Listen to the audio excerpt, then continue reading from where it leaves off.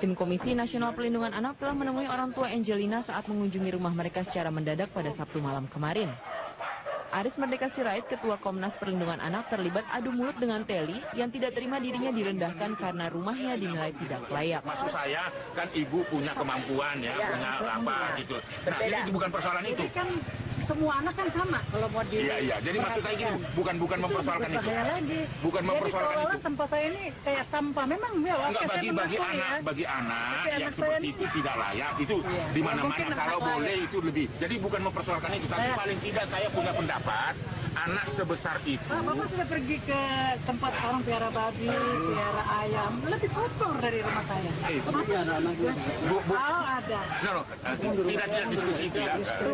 Itu yang mau kita klarifikasi ya. Itu yang mau kita klarifikasi. Tim Komnas Perlindungan Anak menemukan ada upaya Teli, ibu angkat Angelina, untuk mempekerjakan Angelina. Menurut keterangan beliau bahwa anak ini sebenarnya sebelum sekolah juga adalah melakukan pekerjaan-pekerjaan yang belum pantas dia lakukan. Seperti apa yang terjadi ya, rumah, tempat tinggal seperti itu saya kira tidak layak untuk anak-anak sehingga anak-anak tidak bisa berkembang dengan baik. Berbagai dugaan hilangnya Angelina pun berkembang, termasuk dugaan Angelina diselamatkan oleh seseorang yang peduli hingga dugaan penculikan anak. Dari Denpasar, Bali, Muhammad Nasri, Metro TV.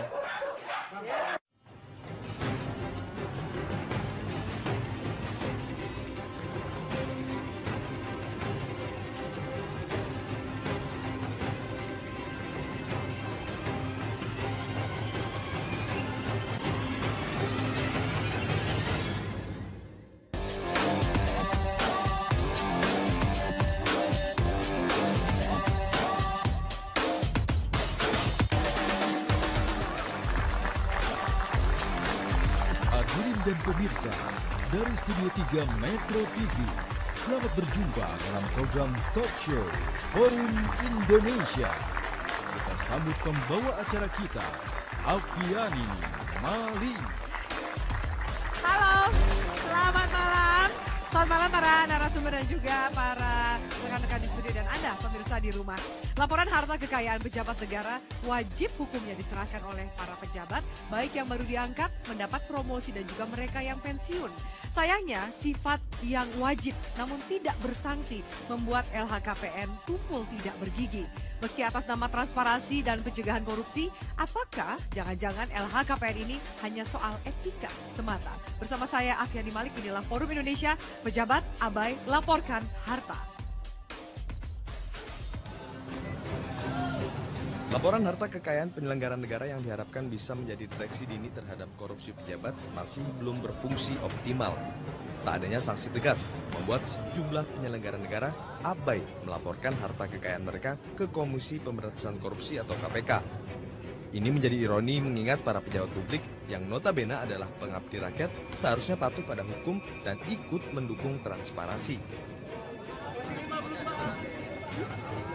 Salah satu yang menjadi sorotan adalah LHKPN Kabaris Krim Polri Komjen Pol Budi Waseso yang belum dilaporkan. Ia sempat keberatan melaporkan LHKPN ke Komisi Anti Korupsi walau akhirnya menyatakan bersedia. Menurut Waseso, LHKPN miliknya akan lebih objektif jika diisi langsung oleh tim dari KPK yang menelusuri harta kekayaannya. Oh iya dong, itu kan kewajiban. Rencananya kapan, Pak? Ya, kalau sudah selesai kan pasti kan.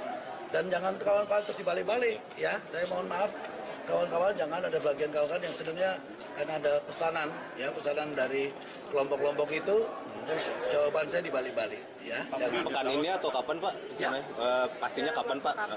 Ya, tidak bisa pasti kan seperti pemeriksaan ya kan. Kan saya udah bilang saya ingin jujur ya, saya ingin terbuka. Tidak perlu harus saya ngisi. Kalau perlu masyarakat umum itu mengawasi saya. Itu yang paling fair. Melaporkan LHKPN adalah kewajiban setiap pejabat publik. Hal ini tertuang dalam Undang-Undang Nomor 28 Tahun 1999. Namun sayang, aturan itu tak sepenuhnya dipatuhi. Masih banyak pejabat publik yang belum melaporkan hartanya.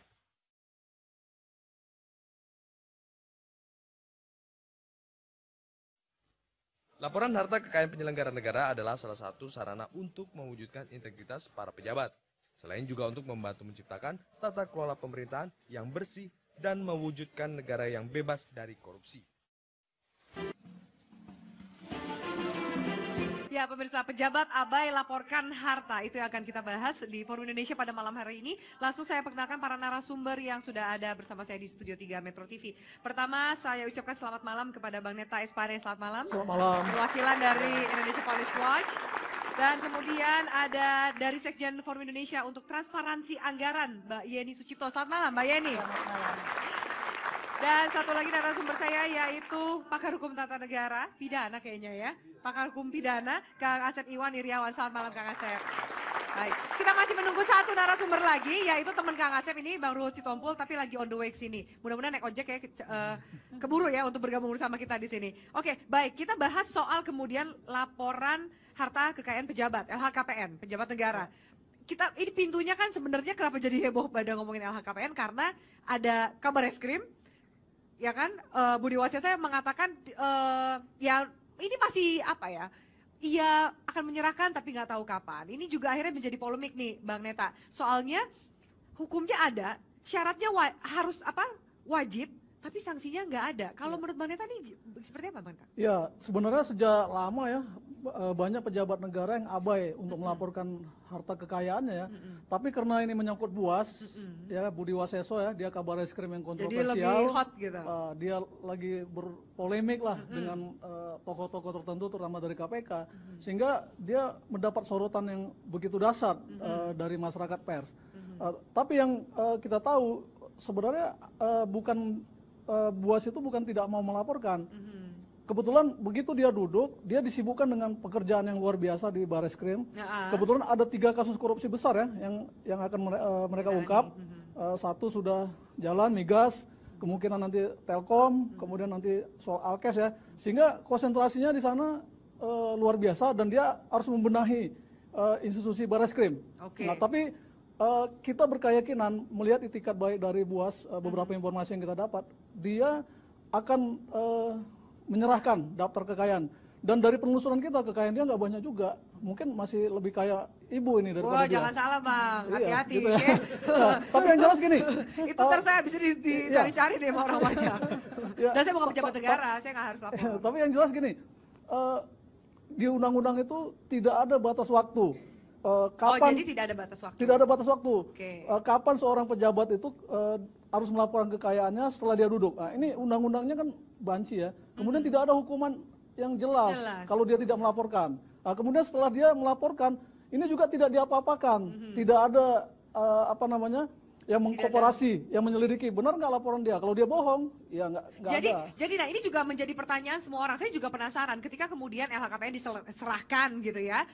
Lalu tidak ada follow up-nya. Follow up-nya biasanya seperti apa sih yang terjadi?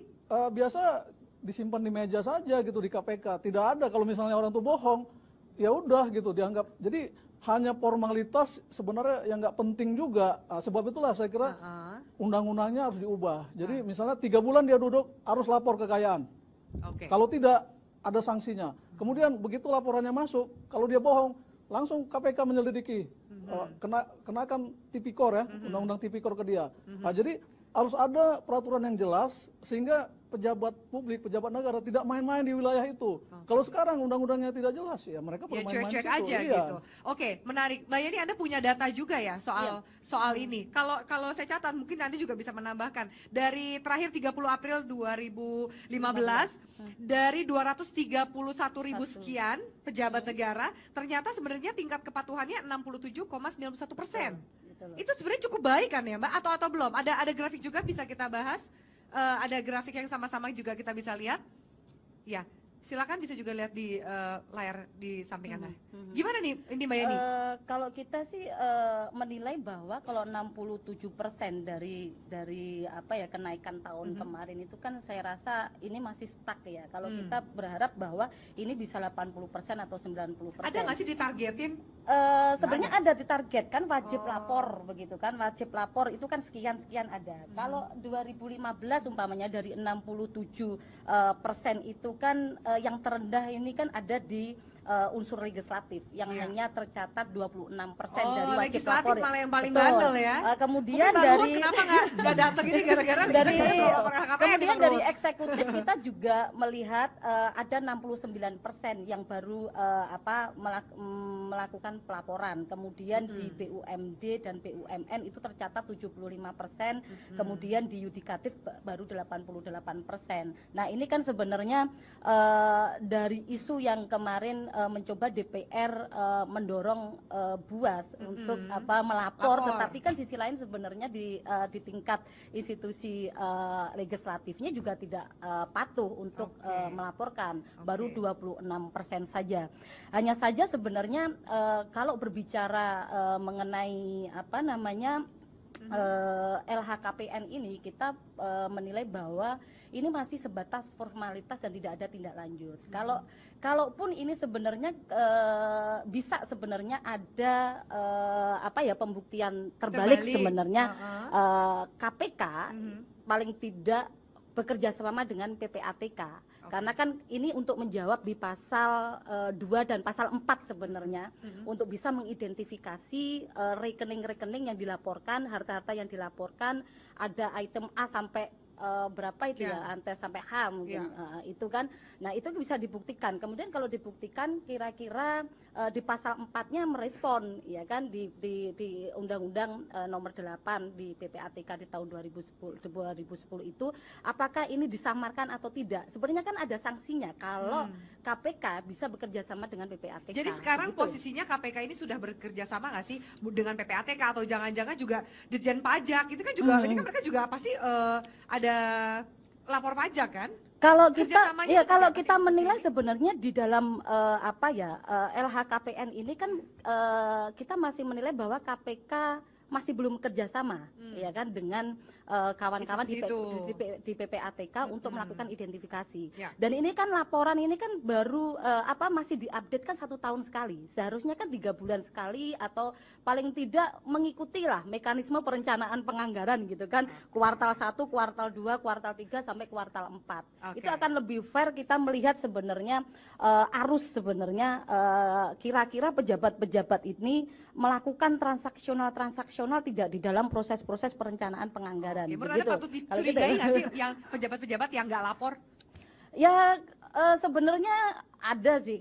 Sebenarnya dengan cara bekerja sama dengan PPATK bisa sebenarnya indikasi-indikasi korupsi atau indikasi transaksional itu bisa terlacak dengan cara seperti itu. Itu yang belum dilakukan oleh KPK begitu. Kang Asep, bagaimana tanggapan Anda di Kang Asep? Ini katanya juga peraturannya banci, wajib tapi nggak ada sanksi, jadi mendingan kerjain tugas yang lain daripada lapor kekayaan. Gini Mbak Api, 98 sudah turun TAP MPR nomor 11, perintah harta kekayaan ya. Kemudian juga undang-undang tentang 29 yang disebutkan tadi, kemudian undang KPK udah ada. Jadi 17 tahun yang lalu sudah ada. Bahkan ada lembaganya namanya KPKPN, Kepolisian Keuangan Negara.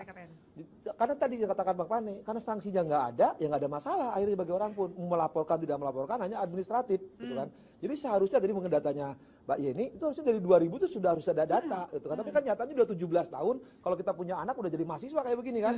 Tapi kenyataannya tidak ada yang melaporkan, sebagian hanya sekian persen. Nah, persoalannya karena apa? Tadi pembentukan undang-undangnya dia tidak ada keinginan, ketika dia ingin bersih, ingin apa, dia takut kena dirinya sendiri. Ketika dia bikin aturan. Kalau bersih mah nggak usah takut kena dirinya dong. Ya kan kita punya aturan.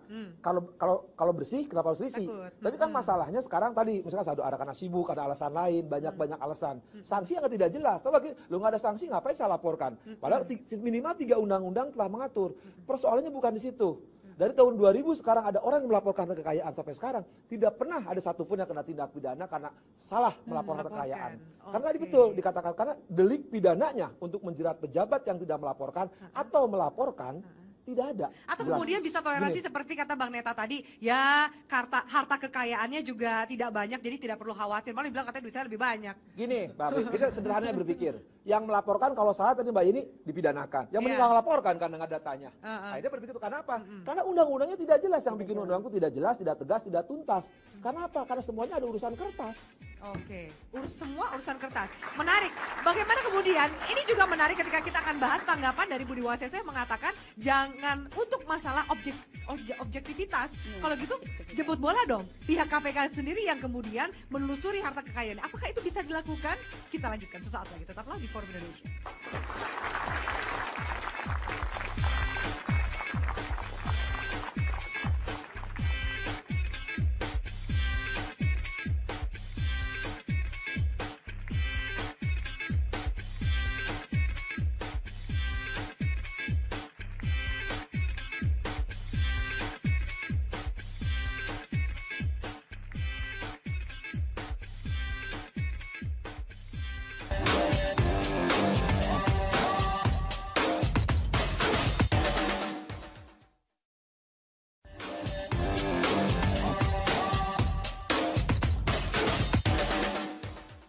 Kami membuka ruang apabila ada yang ingin menyampaikan harta kekayaan, tetapi semacam minta dipandu ya, untuk mengisi form itu. Ya, itu tadi tanggapan dari Johan Budi PLT Wakil Ketua KPK. Nah, Bang Neta, bagaimana tanggapan dari Budi Waseso sendiri ketika mengatakan KPK disuruh telusuri sendiri, bikin laporan supaya objektif. Ini kan menjawab sebenarnya tadi pernyataan Bang Neta ketika yang melaporkan juga langsung dia taruh di atas laci gitu. Ya, itu satu gagasan yang menarik ya dari Budi Waseso bahwa sebenarnya KPK saja yang turun melakukan investigasi terhadap kekayaan dia gitu. Ini sesuatu gagasan yang menarik. Tapi dasar hukumnya apa gitu ya? Undang-undang tidak menyebutkan itu. Oke, mungkin Budi Waseso tidak masalah didatangi KPK untuk mengusut kekayaannya, tapi pejabat lain akan mempertanyakan, apa dasar hukumnya? Kenapa lu datang ke gua? Undang-undangnya mana gitu. Jadi saya kira yang perlu adalah undang-undangnya diperjelas dulu, diperjelas. Khusus untuk kepolisian, itu kan mulai dari Kapolres sebenarnya harus melaporkan kekayaannya. Nah, teknisnya ini agak sulit, karena di kepolisian itu mutasinya sangat cepat, bisa setahun, paling lama 2 tahun. Jadi bagaimana mereka melaporkan kekayaannya kalau mutasinya begitu cepat? Nah, ini harus dipertimbangkan juga oleh kawan-kawan di DPR yang membuat undang-undang. Jadi mereka membuat undang-undang jangan asal buat saja, tapi mereka lihat faktanya di lapangan gitu ya. Seperti apa? Seperti apa? Nah, kayak ya Buas contohnya.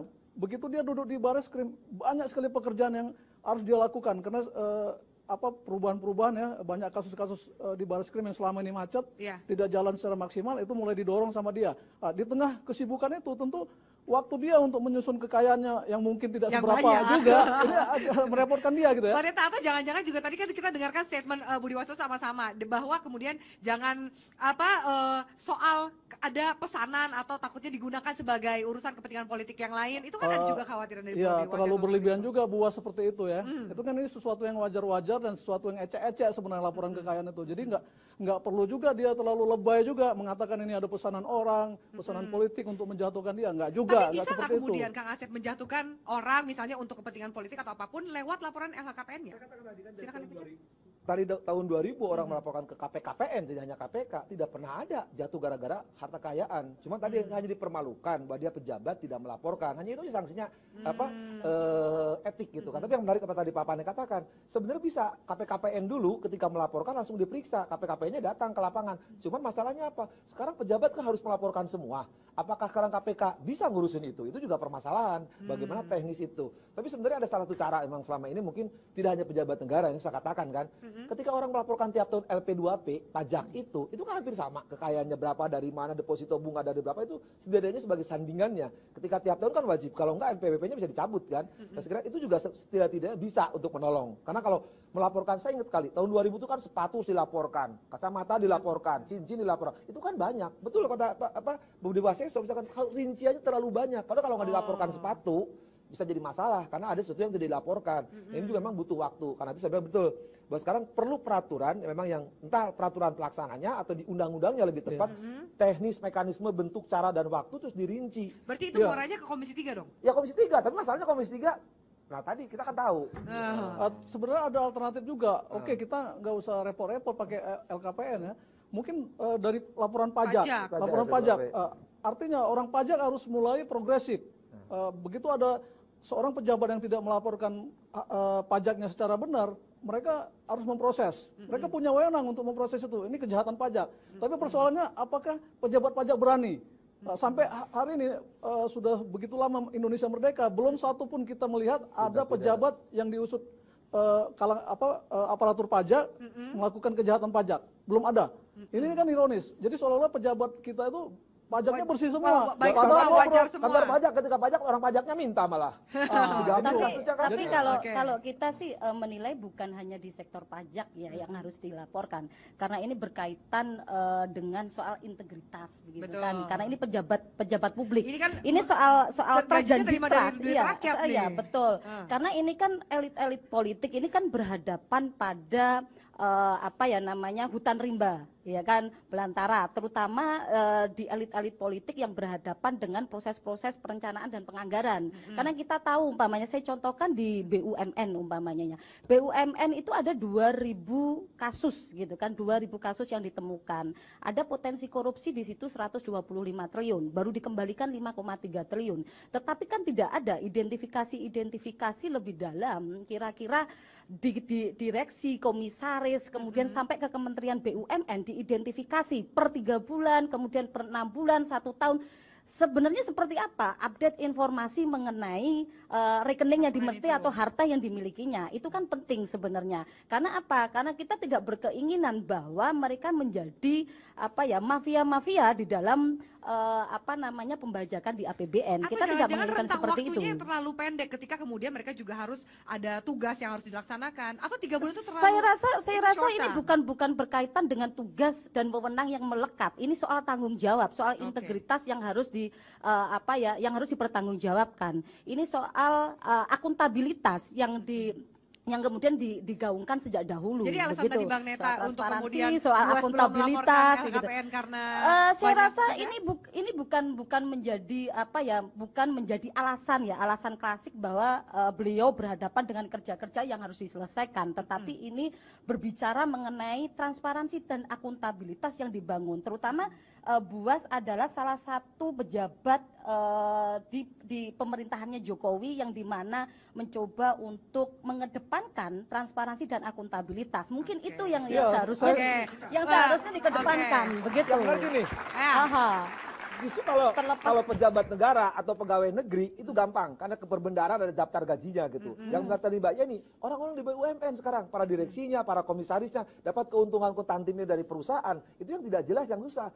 Pertanyaan saya, kenapa sih yang dikejar-kejar sekarang penegak hukum, kemudian orang-orang dalam petik selebritis, padahal ada orang-orang yang mendapatkan uang lebih banyak, yang menurut kekayaan negara, tadi misalkan BUMN, yang kita susah datanya susah, karena mereka jualan seperti perusahaan negara dijualan, itu lebih banyak. Apa kemudian menjadi tantangan atau permasalahan yang menurut? Ya kembali ke regulasi tadi, jadi soalnya sekarang kenapa harus diarahkan penegak hukum atau pegawai negeri? Gampang, karena kekayaannya dari Departemen Keuangan, daftar gajinya gampang. Kalau dapat lebih, gratifikasi, dia kena korupsi, itu gampang. Tapi BUMD ya itu lebih parah lagi sebenarnya, itu harus dicari, karena kekayaannya sambungan. Jadi selama ini BUMN tidak pernah dijamah, begitu loh. Potensi kasus korupsi yang ada itu tidak pernah ditindaklanjuti, makanya kita kepingin bahwa ini ada kerjasama KPK dengan PPATK untuk bisa menelusuri begitu, bukan hanya pada persoalan pajak begitu loh, tetapi identifikasi harta yang dimiliki beliau. Tadi menarik juga soal kemudian integritas, soal macam-macam itu gimana Bang Neta? Ya,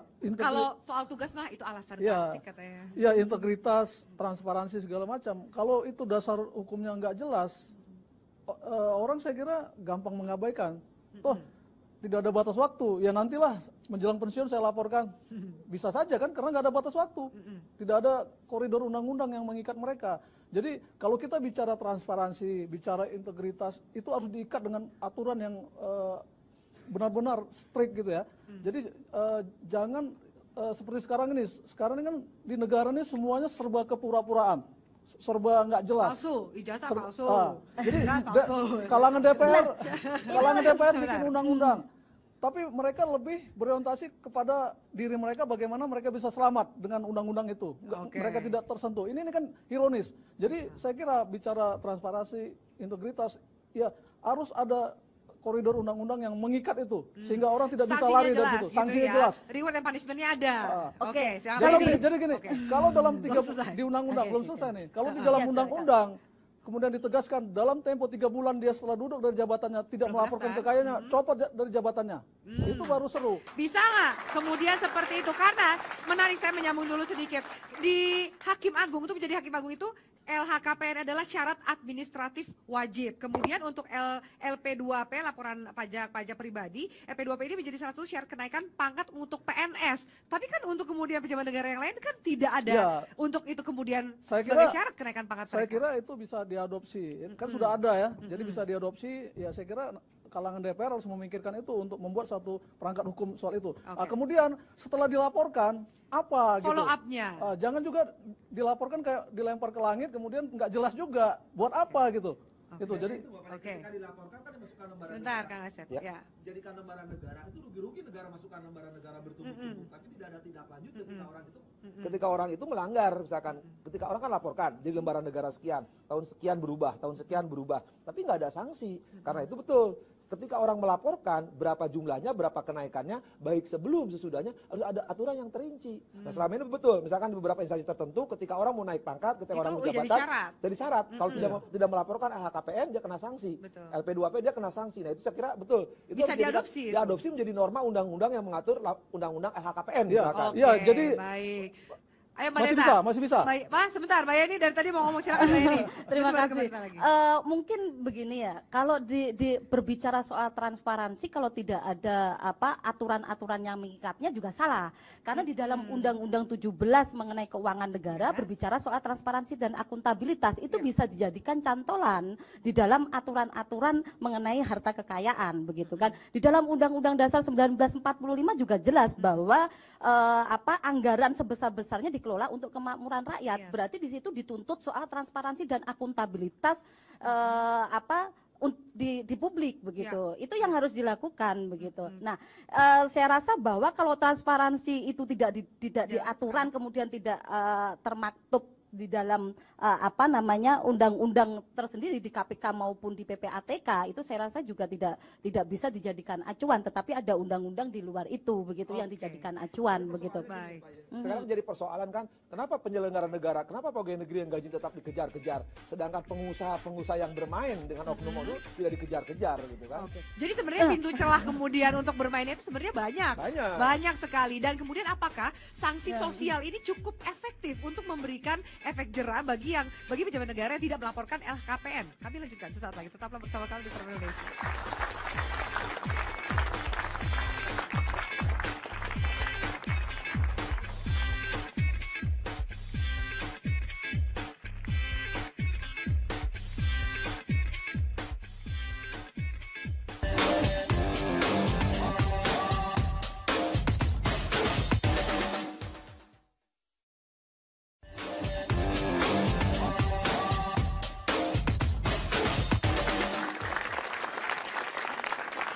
Ya, baik pemirsa. Terima kasih Anda masih bersama kami di Forum Indonesia. Ada kemudian dua rekan saya yang ingin mengutarakan pendapat mereka atau mungkin jangan-jangan pertanyaan juga ya.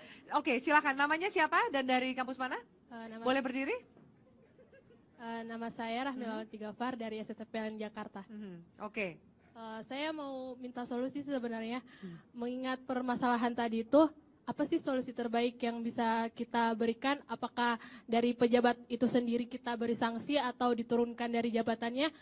Soalnya kita juga sebagai masyarakat agak gimana ya kalau misalnya seorang koruptor nggak ketangkep.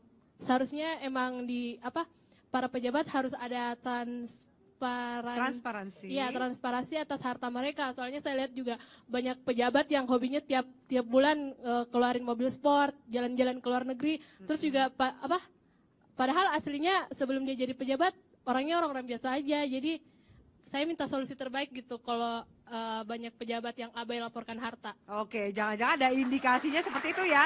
Terlihat dari gaya hidup yang berubah setelah menjabat. Oke, terima kasih banyak. Satu lagi, silakan.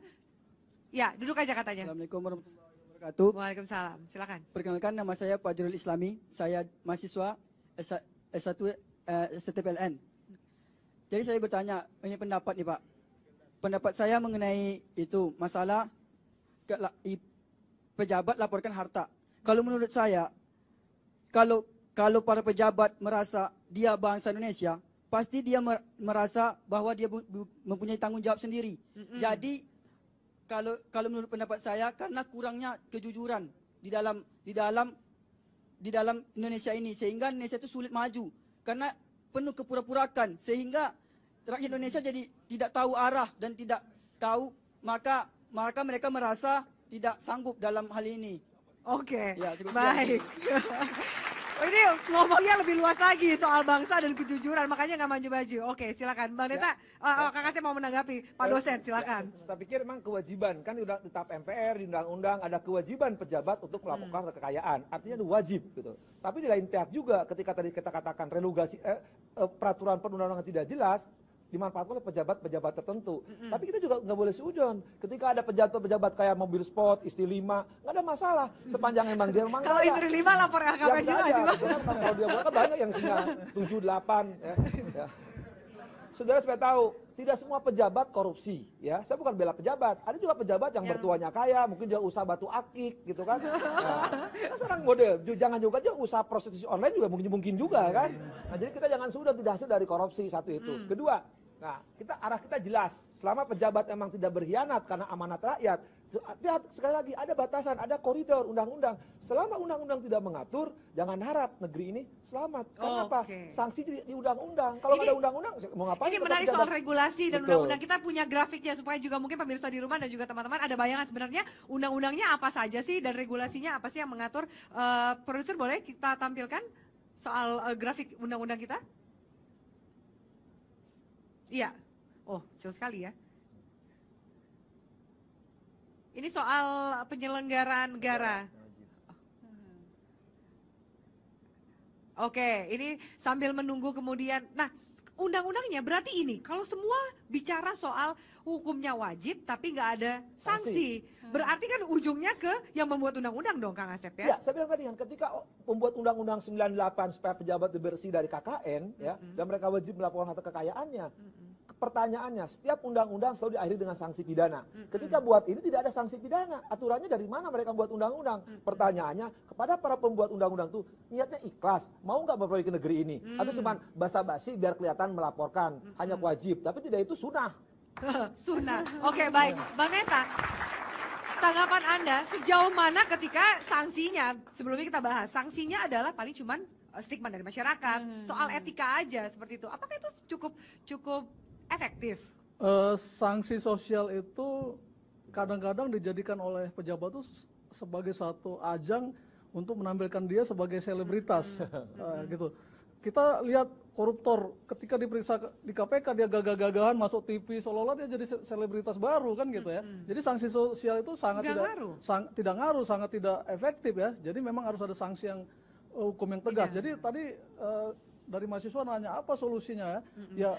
Dia juga gemes kayaknya pejabat negara jadi yang kemudian nggak laporan kekayaan. Kita tidak bisa berharap banyak kepada DPR, tapi Presiden sebagai kepala negara dia punya hak, punya wewenang juga untuk mengusulkan undang-undang yang benar-benar tegas gitu ya. Itu yang harus dilakukan. Jadi, tapi Bang Neta sebentar ya, saya ingat bahwa Inpres, ada loh Inpres nomor 7 2015 soal aksi pencegahan dan pemberantasan korupsi. Ternyata ini lemah karena juga di Inpres itu nggak ada sanksinya, Bang. Iya, itu. Ini kan banci juga gitu ya. Jadi ini semuanya banci juga ya, nggak ada kan sanksi. Gimana mau maju, benar kata tadi rekan mahasiswa ini. Negara ece-ece, mereka ngurus negara ini nggak benar gitu. Jadi ketika Presiden mengatakan revolusi mental, ini dulu dia benahi semua sistem undang-undang yang nggak jelas, yang banci, dia benahi. Jadi yang paling ironis kan gini ya, kita mengamati di kepolisian, banyak mantan-mantan Kapolri, ketika mereka lengser dari jabatannya, melaporkan harta kekayaannya, dan jumlahnya penambahannya luar biasa. Dan tidak ada upaya dari KPK atau siapapun untuk mengusut dari mana penambahan kekayaannya. Padahal dia sudah laporkan nih. Dan dibandingkan sebelum dia menjabat, ketika dia sudah menjabat, itu kekayaannya luar biasa. Itu sudah ada faktanya, ada datanya. Tapi tidak ada keinginan untuk mengusut itu. Ini kan aneh gitu ya. Padahal seharusnya kan KPK harus mengusut dong. Tidak ada keinginan karena juga tidak ada payung hukum yang tadi Mbak Yeni katakan, atau tidak ada goodwill juga untuk mengusut. Betul, jalan yang sebenarnya lain. kalau melihat apa ya list dari undang-undang yang ada ini kan hanya sebatas komitmen begitu kan, komitmen untuk melakukan untuk mendorong adanya integritas, untuk akuntabilitas terhadap publik. Tetapi memang tidak ada sanksi begitu kan. Tetapi kita berkeinginan bahwa satu-satunya lembaga yang bisa mengusulkan undang-undang di lembaga DPR begitu kan, kita berkeinginan bahwa ini cukup paling tidak direvisi. Kalau tidak masuk di prolegnas ini begitu dari 36 paling tidak tahun depan itu perlu dimasukkan di dalam prolegnas karena kita tahu ini penting ya kan, karena ini juga akan merespon sebenarnya revolusi mental yang tadi disampaikan. Revolusi mental menjadi bagian dari visi misinya Jokowi. Sebaiknya ini menjadi usulan inisiatif di dalam prolegnas di tahun 2016. Ini masuk kalau ketika Anda bilang penting, orang kemudian nggak ada sanksinya, peraturannya banjin, presnya juga nggak ada sanksinya ya, juga. Makanya kalau dan takut bumerang bagi mereka yang membuat. Makanya kan kita berbicara bahwa ini akan mengenai persoalan mendorong transparansi dan akuntabilitas. Transparansi dan akuntabilitas. Lagi-lagi mengedepankan soal integritas gitu kan. Kalau cukup punya komitmen, saya rasa tahun 2016 bisa masuk prolegnas begitu. Kalau 36 ini bisa diselesaikan undang-undangnya begitu kan. Ini kan juga berkaitan ya. Saya tetap beracuan pada persoalan APBN. Lagi-lagi bahwa kalau ini tidak secepatnya dibahas begitu, ini juga berimplikasi pada APBN yang menjadi bancakan oleh elit-elit politik begitu. Lagi-lagi kan persoalannya kan di situ begitu. Silakan Kang Deddy. Ketika misalkan undang-undang lama, kenapa tidak perpu? Walaupun keadaan kegentingan memaksa, kan 17 tahun ini korupsi mesti berjalan terus, tidak pernah selesai. Kalau ada etikat baik daripada presiden, bikin perpu aja. Ya, dengan aturan-aturan yang lain kan bisa perpu, ini kenapa nggak bisa walaupun keadaan memaksa? Saya kira keadaan memaksa itu kegentingan memaksa. Ini keadaan memaksa nggak menurut Kang Asep? Kayaknya nggak sekarang masuk ini kan kategori itu. sejak 98 itu perintahnya supaya pejabat itu ada akuntabilitas, ada laporan, ada mengumumkan. Sampai sekarang kan banyak, tidak hanya tadi misalkan pejabat negara termasuk BUMN, BUMD yang ternyata juga pada melakukan itu dan tidak transparansi, tidak ada keberanian, mereka risih karena nggak bersih gitu. Nah sekarang kalau misalkan presiden karena pejabatnya anak buahnya selaku kepala negara tidak mau melaporkan terus-menerus, dicurigai oleh mahasiswa tadi pakai mobil sport, istrinya tambah lagi. Karena sudah ini loh, data itu sudah menyatakan bahwa aktor yang berpotensi melakukan korupsi adalah eselon 1, eselon 2, eselon 3, BUMD, BUMN, dan justru kemudian sekarang kepala adalah daerah, untouchable. kemudian kementerian, lembaga. Nah itulah yang kemudian diarahkan untuk segera mungkin itu merevisi undang-undang yang ada, perlu ada sanksi, kan tidak sebatas komitmen begitu. Ya kami butuh lebih dari komitmen. Kita lanjutkan. Lalu kemudian sampai saat ini apa yang bisa dilakukan masyarakat ketika yang masyarakat punya hanyalah kemudian menjatuhkan sanksi secara sosial? Apa yang mereka harus juga mendorong para pejabat negara ini melaporkan harta kekayaan mereka? Selanjutnya tetaplah bersama kami di Forum Indonesia.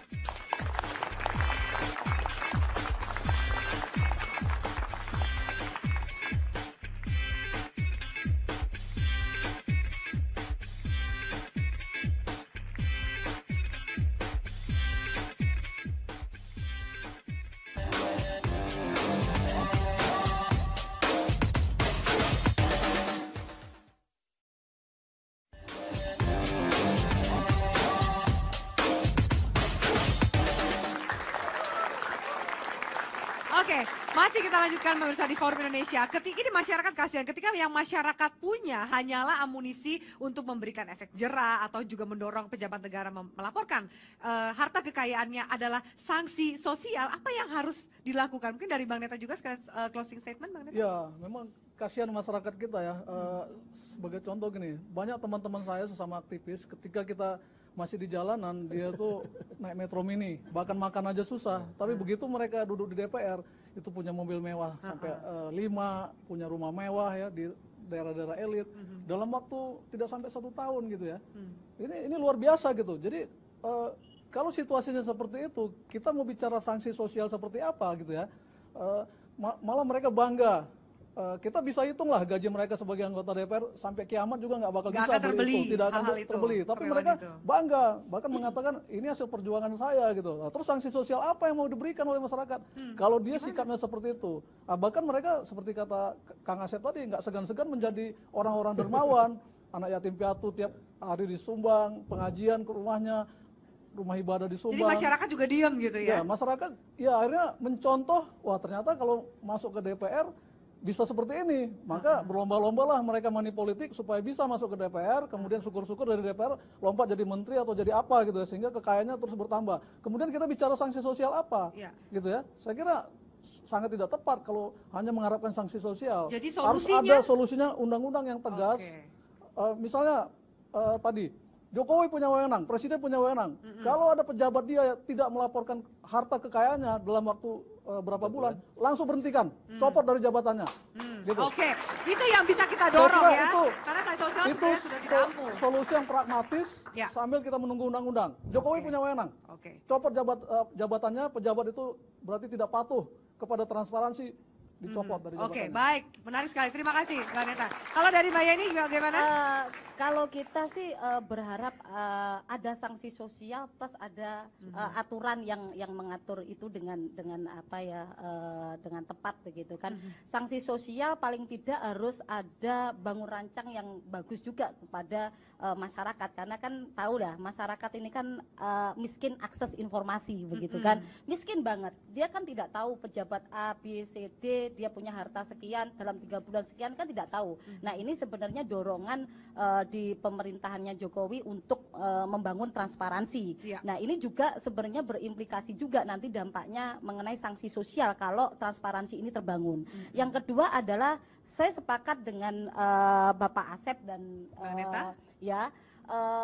mengenai apa undang-undang yang harus dipertegas begitu kan. Saya kira bahwa baik itu Perpu maupun undang-undang yang direvisi dalam bentuk apapun itu akan memberikan sanksi tegas kepada pejabat-pejabat yang tidak melaporkan harta kekayaan itu, karena ini juga apa ya, bagian dari akuntabilitas pada publik, dan ini juga bagian dari kepercayaan publik terhadap pejabat-pejabat di negara kita. Oke, soal kesinergian dari lembaga-lembaga tadi Anda katakan juga harus ada PPATK yang ikut bergabung. Itu seperti apa? Langkahnya dimulai dari mana?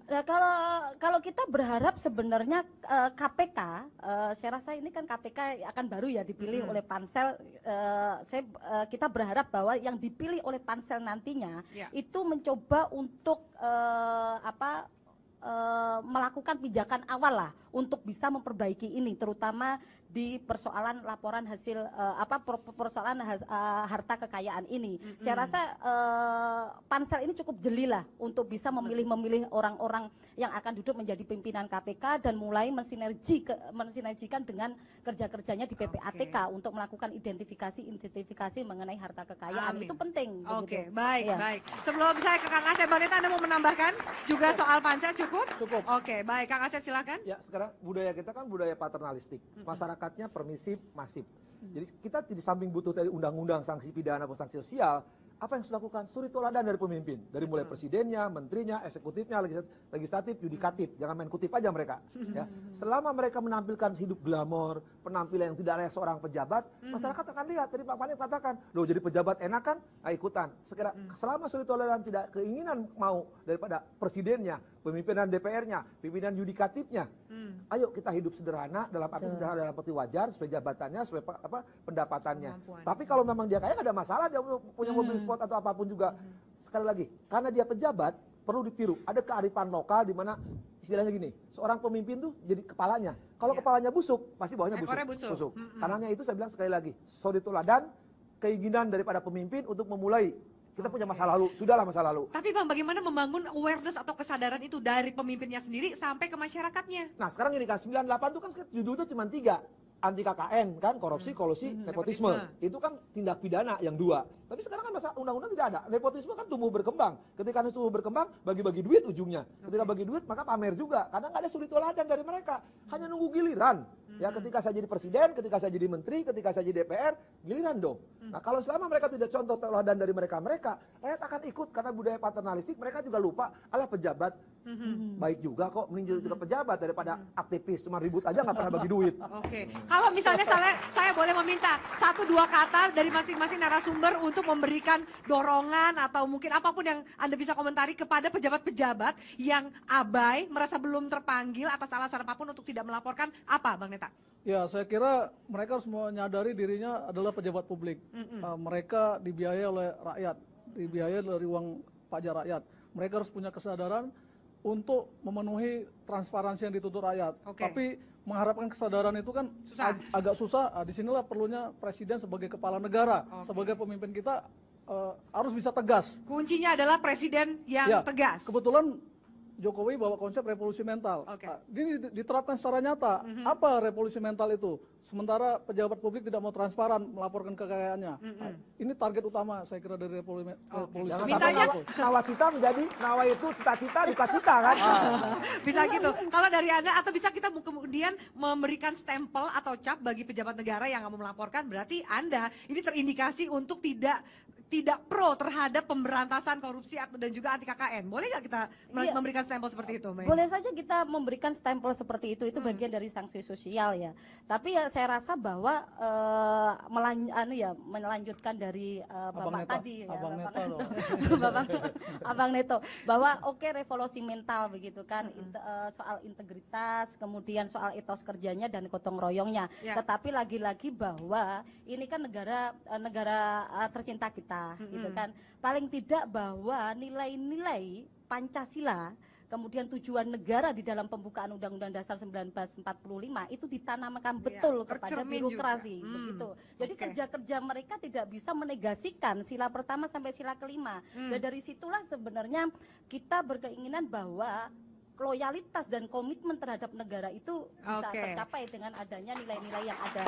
Ini ujungnya seperti yang kamu katakan, kejujuran. Satu kalimat buat Kang Asep yang bagi pejabat negara yang nggak mau lapor LHKPN. Ya, keadilan sosial bagi seluruh Indonesia. Jangan keadilan bagi partai dan kelompoknya. Ketika mereka tidak melaporkan. Seperti itu yang kita mau. Ketika tidak melaporkan dirinya dan partainya, jangan dipercaya. 2019 jangan dipilih lagi. Jangan dipilih lagi. Baik. Terima kasih tepuk tangan untuk para narasumber kita. Terima kasih banyak Mbak Neta, Mbak Yeni, dan juga Kang Asep atas waktunya. Pemirsa, para pejabat negara sudah sepantasnya sadar bahwa melaporkan LHKPN adalah sebuah kewajiban yang walau belum ada sanksinya tetap harus dipatuhi. Soal etika jangan dipandang sebelah mata. Sang pejabat justru seharusnya menjadi contoh dan suri tauladan. Bersih di awal, bersih juga saat menutup jabatan. Saya Afiani Malik undur diri. Salam Forum Indonesia. Selamat malam.